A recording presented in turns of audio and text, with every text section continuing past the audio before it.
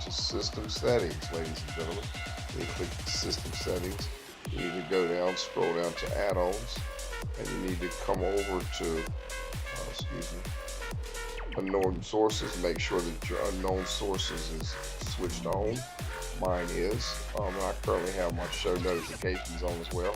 That's fine. And then we're going to back out of there, ladies and gentlemen, and we're going to go to File Manager. We'll click File Manager, and we'll scroll down to Add Source. We're going to click it twice. We'll click None right here, ladies and gentlemen, and we're going to enter the following URL just like I see it, or excuse me, just like I type it. And I'm going to click OK here. Alright, there we go. And just to check to make sure that is correct, once I click on this, it should say 4.20. I'm opening it up, and there it is right there. Click Add-ons.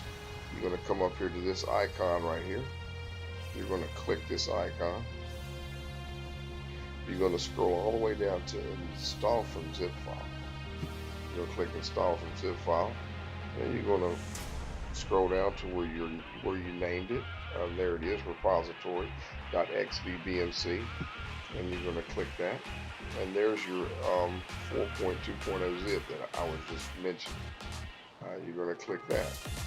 You're going to give it a second to install. It should be a real quick process, and you'll get a notification sliding either across the top or the bottom of your screen. There it is at the top, ladies and gentlemen. And once that add-on has updated, now you're going to install from repository right here.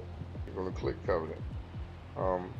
I had Covenant already installed, but if you'll just install, right, this button here will say install. You'll install it.